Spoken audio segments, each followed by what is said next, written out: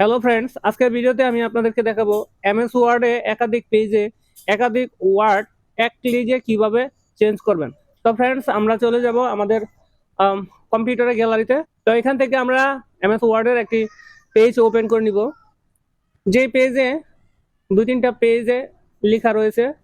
তো এখানে এইসব পেজে একটি ওয়ার্ড অনেকবার রয়েছে।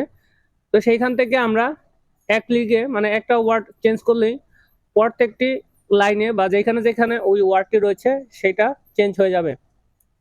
তো ফ্রেন্ডস, এমন অনেক সময় দেখা যায় যে আমরা একটি লেটারে একাধিকবার কোনো কোম্পানির নাম থাকতে পারে, তো সেটা আমরা চেঞ্জ করতে চাই, বাট প্রত্যেকটা জায়গায় কেটে কেটে চেঞ্জ করতে হয়। তো আমরা যদি এখানে এক ক্লিকে একটা চেঞ্জ করি তাহলে প্রত্যেকটা ওয়ার্ডই চেঞ্জ হয়ে যাবে।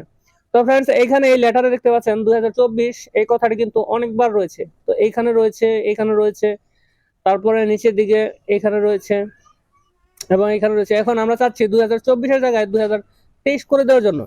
তাহলে কিন্তু প্রত্যেকটা জায়গায় আমাদের কেটে কেটে আবার এডিট করতে হবে। এই জন্য আমরা চাচ্ছি যে এক ক্লিকে আমরা চেঞ্জ করে দিব। এই জন্য হোমে থাকা অবস্থায় আপনাকে যেতে হবে রিপ্লেক্সে।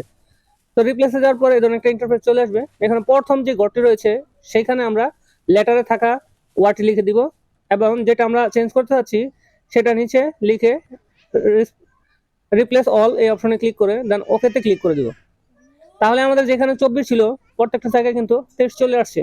আপনারা দেখতে পাচ্ছেন এই যে এখানে এখানে এখানে যেখানে যেখানে 2023-24 ছিল সেখানে সেখানে 2023 চলে আসছে। তো এইটা যদি আমরা না করতাম তাহলে প্রত্যেকটা জায়গায় কিন্তু কেটে কেটে আমাদের এডিট করতে হতো।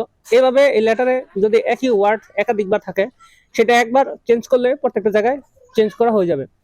ফ্রেন্ডস, এই ছিল আজকের ভিডিওটি যদি ভালো লাগে তবে লাইক দিবেন। কি ধরনের ভিডিও চান কমেন্টস করে জানাবেন।